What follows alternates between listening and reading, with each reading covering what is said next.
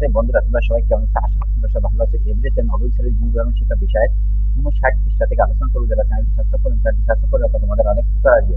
তোমরা এটা অবশ্যই মনোযোগ সহকারে পড়লে বুঝতে পারবে।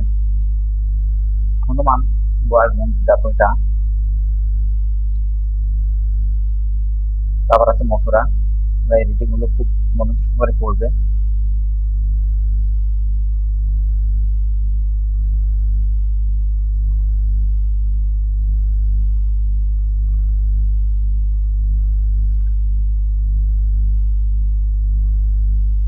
শখ 2.12 অযোধ্যা আর মথুরার কথা।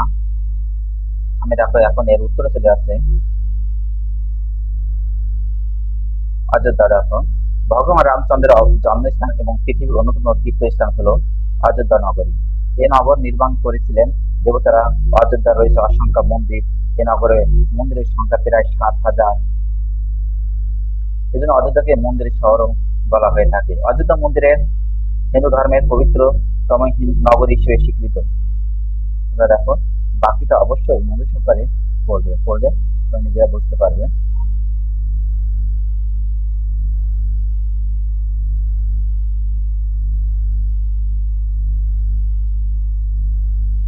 তারপর দেখো এখানে আছে মথুরা। ভারতের উত্তরপ্রদেশ রাজ্যের একটি বিখ্যাত শহর হলো মথুরা। এই শহর আগ্রা থেকে 50 কিলোমিটার উত্তরে এবং দিল্লি থেকে 145 কিলোমিটার দক্ষিণ পশ্চিমে অবস্থিত। উত্তরপ্রদেশের মথুরা জেলার প্রশাসনিক কেন্দ্রে এই মথুরা। হিন্দু ধর্মানুসারে এই মথুরাকে ভগবান শ্রীকৃষ্ণের জন্মস্থান হিসেবে গণ্য করা হয়। সপ্ততীর্থ অর্থাৎ যে 7টি স্থানকে পবিত্র তীর্থভূমি হিসেবে বলা হয়ে থাকে, তার মধ্যে মথুরা অন্যতম। বেদে মথুরার কথা না থাকলেও রামায়ণ, মহাভারত, পৌরাণিক যুগে যথেষ্ট প্রসিদ্ধ লাভ করেছে। মথুরার পার্শ্ববর্তী বৃন্দাবনে শ্রীকৃষ্ণের বাল্য কৈশোরে অতিবাহিত হয়েছিল। বৃন্দাবন শহরে রাধা ও কৃষ্ণের অসংখ্য মন্দির রয়েছে।